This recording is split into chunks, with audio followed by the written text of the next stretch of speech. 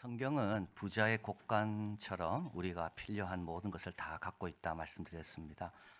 우리 지금 살펴보고 있는 이 예수님의 족보에도 이름만 있는 것 같지만 여기에 우리의 필요한 많은 교훈들이 이 안에 담겨져 있습니다.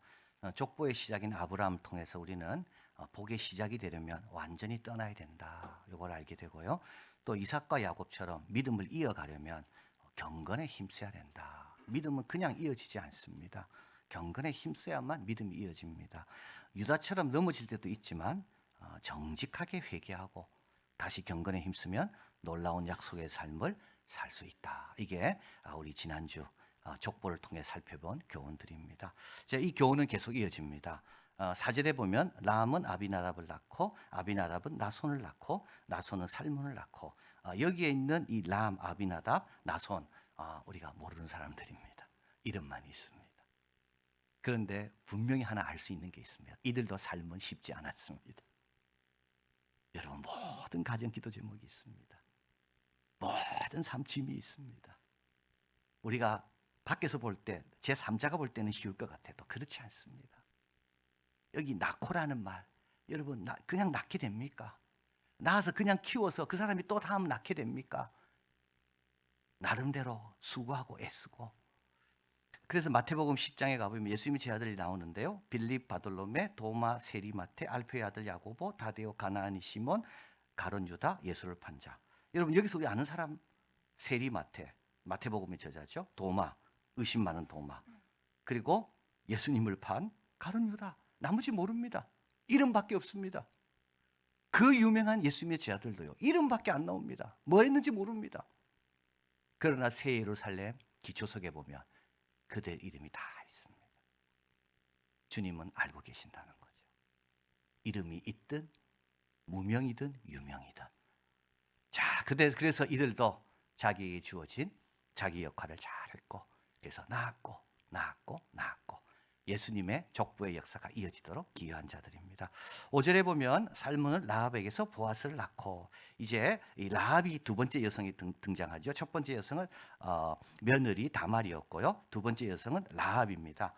히브리서, 야고보서는 또 여리고를 기사를 전하고 있는 여호수아서는 모두 이 라합을 기생 라합이라고 소개합니다. 정탐꾼들이 왜 라합 집에 들어갔을까요? 기생이니까는요. 의심이 없잖아요. 남자들이 남의 집에 들어가는데 기생 집에 들어간 건 아무 의심이 없습니다. 그래서 정탐꾼이 라합 집에 들어간 겁니다. 그런데 이 라합은 이 정탐꾼을 숨겨주고 도망가도록 도와주고, 정탐꾼이 하라는 대로 가족들을 다 모으고 붉은 천을 창밖으로 내놓고, 그래서 여리고가 무너질 때 이 라합과 그 가족은 다 구원받았습니다. 그런데 여러분, 구원받는다고 일이 끝나는 게 아닙니다. 자, 여기 보면 라합은 살몬과 결혼했습니다. 그래서 어떻게 했다고요? 보아스를 낳았습니다. 이 무슨 뜻이냐 하면, 라합은 받은 구원을 가지고 끝내는 게 아니라 이 구원을 받은 백성으로서 내가 어떻게 살아야 될 건가. 그래서 어떻게 됩니까? 이스라엘 공동체에 들어온 겁니다. 이스라엘 공동체에 들어온다는 말은 뭡니까? 이제 절기도 지켜야 됩니다. 아이를 낳으면 할례도 베풀어야 됩니다. 율법도 지켜야 됩니다. 그래서 라합이 어떻게 됐다고요? 보아스를 낳은 겁니다. 여호수아 6장 25절, 여호수아가 기생 라합과 그의 아비 가족 그에 속한 모든 것을 살렸습니다. 그가 오늘날까지 이스라엘 중에 거하였습니다. 여기 오늘날이 언제입니까? 여호수아서를 적을 때거든요. 여호수아서를 언제 적었는데요? 여리고 사건이 있고 900년 뒤입니다.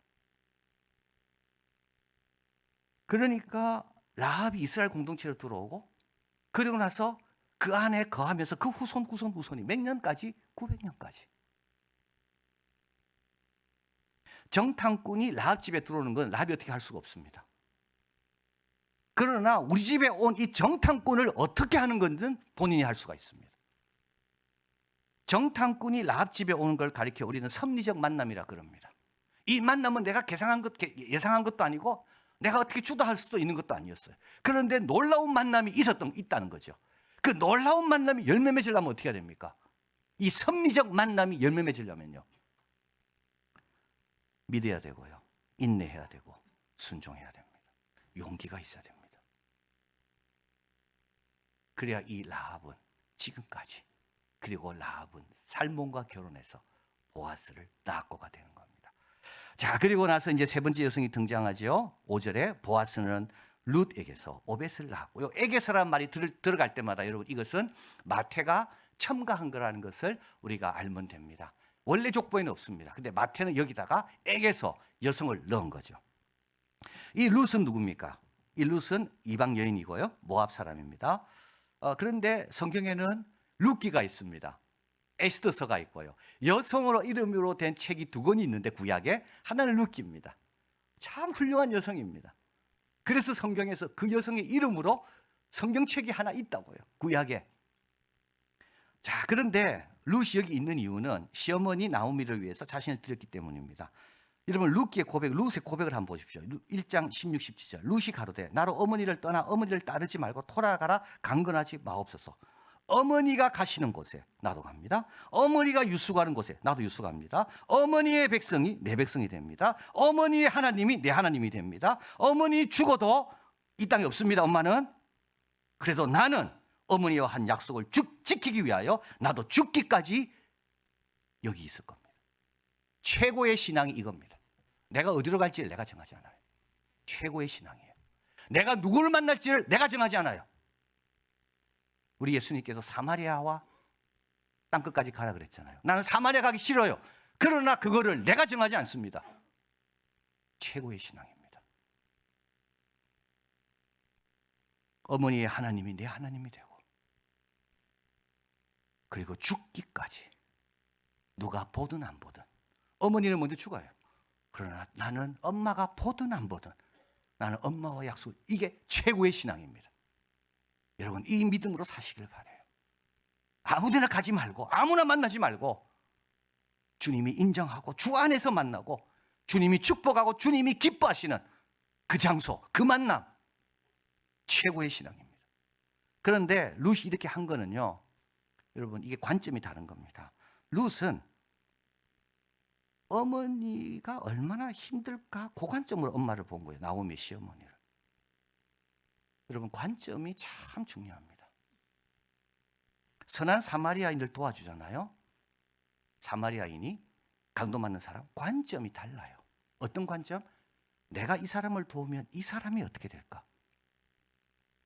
자, 룻은 내가 이 시어머니 2 아들 잃고 남편 잃고 빈터털이 돼서 고향으로 돌아가는 이 시어머니 혼자 돌아가려고 하는데 내가 함께 해주면 그래도 덜 외로울 거고 덜 초라할 것이다. 이걸 우리는 언약적 관점이라고 합니다. 하나님 우리를 그렇게 바라보십니다. 우리는 자격 없어요. 근데 하나님은 내가 저 기도 들어주면 저 가정 얼마나 좀 편해질까? 왜 하나님 인내하실까요? 내가 한 번만 더 참아주면 저 영혼에게 또 기회가 생길 건데. 이게 언약적 관점. 계약적 관점은 뭔지 아십니까? 내가 저 사람 도와주면 내가 얼마나 힘들까? 내가 이 일하면 나는 얼마나 더 짐을 져야 되나? 계약적 관점. 여러분 세상에서 만나는 사람은 거의 계약적입니다. 계약적으로 거래적으로 만납니다. 뭐가 덕볼 게 있으니까. 그런데 우리도 그렇게 만날 수밖에 없지만 우리는 그보다 한 단계 뭘 플러스 해야 돼요. 나를 저 사람에게 만나게 하신 하나님의 뜻이 뭘까? 만남 이후로 나는 저 사람을 위해 얼마나 더 기도해야 될까? 자, 여러분 룻은 그겁니다. 룻은 자기 처지도 안 좋습니다. 남편 잃었고 자기도 어렵습니다. 근데 시어머니 나오미는 더 어렵습니다. 근데 여러분 여기서 놀라운 반전이 일어납니다. 은과 금도 없었어요. 시어머니는.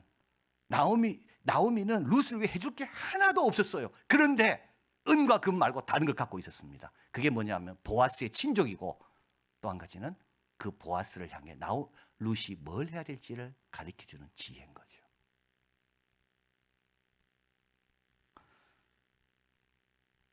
건축자의 버린 돌이요, 사실은 집 모퉁이 돌입니다.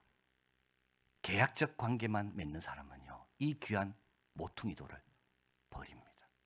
언약적 관점으로 보는 사람은요, 정말 버릴 수밖에 없는 돌 같았는데 알고 보니 그게 뭐가 됩니까? 모퉁이 돌이 된 겁니다. 이게 룻입니다. 자, 그래서 이제는 다윗으로 오게 됩니다. 5절 6절. 보아스는 룻에게서 오벳을 낳고, 그죠? 그리고 오벳은 이새를 낳고, 이새는 다윗 왕을 낳으니라. 다윗은 우리아의 아내에서 솔로몬을 낳고. 야, 여러분, 우리 예수님의 족보에 허세가 없다 그랬습니다. 여러분, 다윗을 왕이라고 칭합니다. 이 족보에서 유일하게 칭호가 들어가는 분은 다윗하고 예수님밖에 없습니다. 그리스도 예수, 다윗 왕. 사실 이 족보는 다윗 왕의 족보입니다. 예수님께서 메시아로 오셨기 때문에. 그래서 14로 족보가 끊기게 되는데요. 이 14는 다윗의 이름의 숫자입니다. 그래서 다윗 왕을 낳고, 그런데 바로 뒤에 뭐가 나옵니까? 다윗은 우리아의 아내에서 솔로몬을 낳고. 야, 여러분, 이 무슨 이야기입니까? 이 지금 밧세바는요, 다윗이 잉태케 한 그 밧세바는 남편이 있었습니다. 우리아입니다.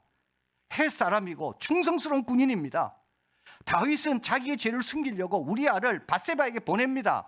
그러나 우리아는 가지 않습니다. 내 부하들, 우리 나라가 지금 전쟁 중에 있는데 내가 어떻게 혼자 가서 내 침상에 누울 거냐? 가지 않습니다. 그래서 다윗은 이 우리아를 죽게 합니다.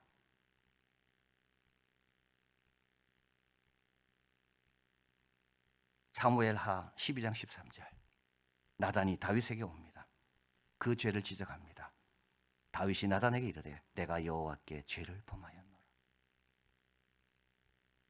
그리고 침상을 적시면서 회개하고 눈물을 흘립니다.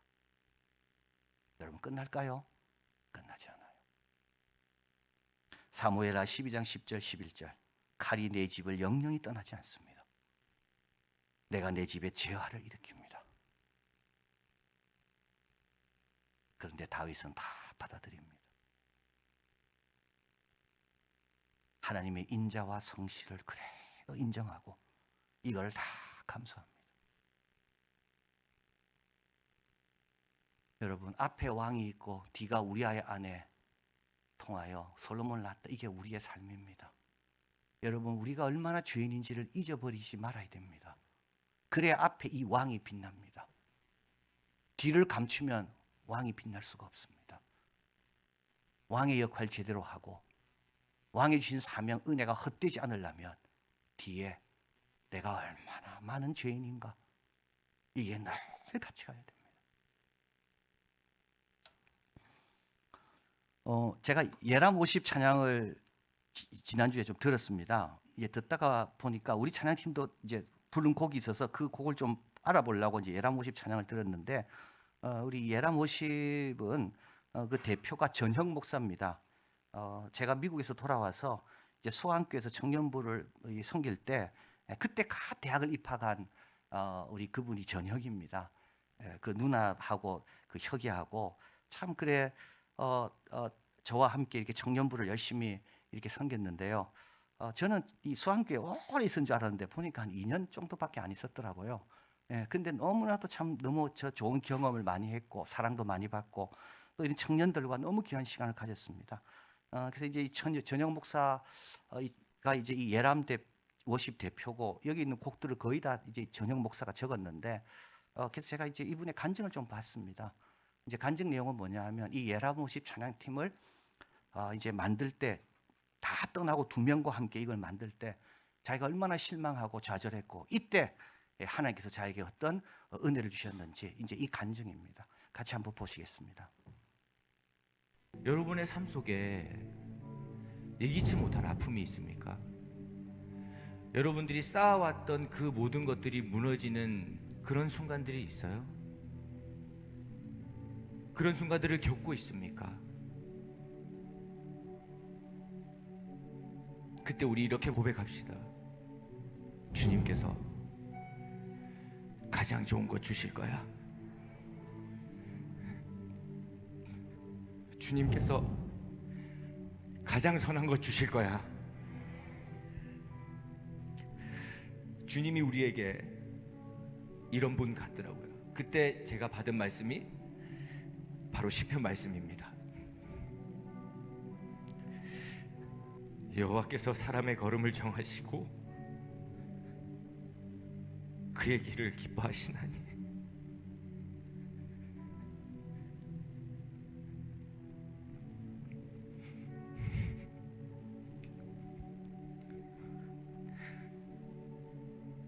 그는 넘어지나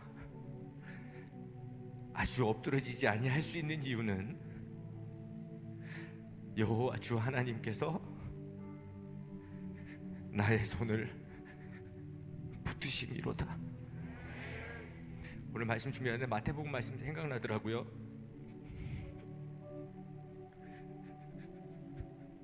공중의 새를 보라.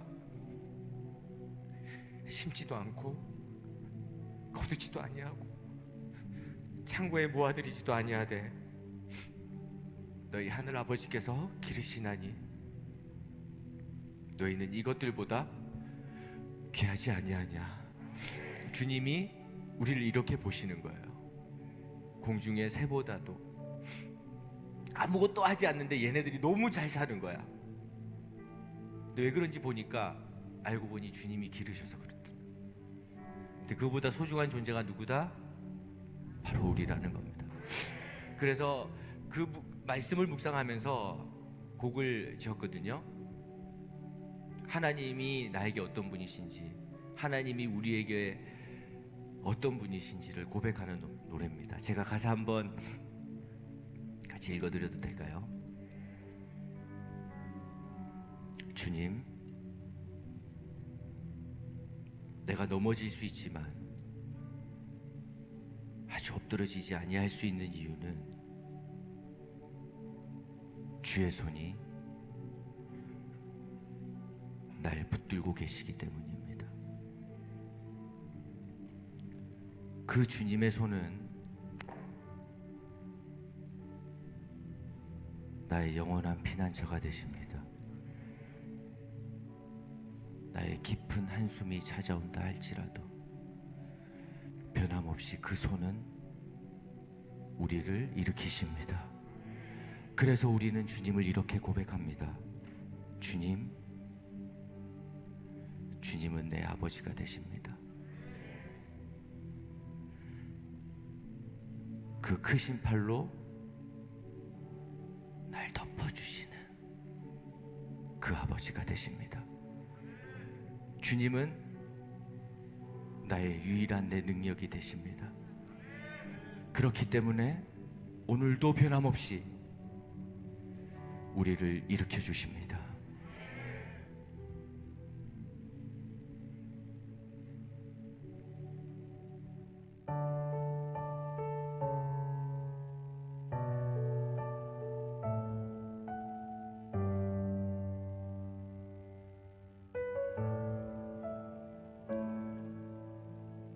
주의 손 날 붙드시네.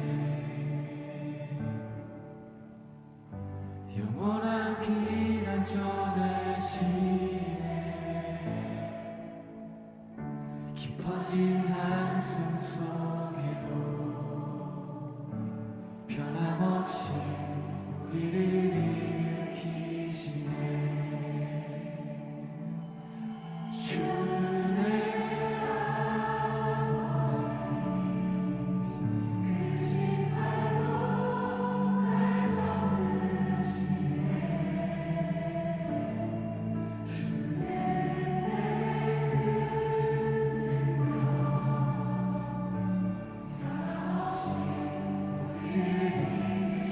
믿으십니까?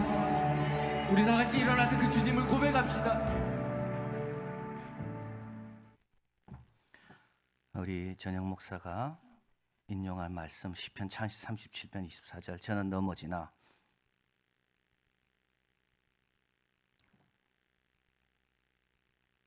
아주 엎드러지지 아니하면 여호와께서 손으로 붙드시미로다. 이 다윗입니다. 다윗의 고백입니다. 그 큰 죄를 지어도 하나님의 긍휼과 자비 앞으로 나올 때 주님께서는 다시 일으켜 세우신다. 여러분, 기생 라합처럼 우리에게 기회가 주어졌을 때 믿음과 용기, 인내로 반응하시길 바랍니다. 다른 이들의 필요를 바라볼 때 계약적으로만 하려 하지 마시고요. 하나님이 우리를 대하시듯이 우리도 언약적으로 좀 바라보고 우리 할 수 있는 일을 하시길 바랍니다. 여러분, 아무리 잘 되어도요, 내가 죄인임을 잊지 마시고요. 넘어져도 두 손 들고 주님 앞에 회개하고 돌아오면 됩니다. 그러면 유명하든 무명하든 우리에게 주신 역할을 잘 감당할 것이고 세상은 몰라도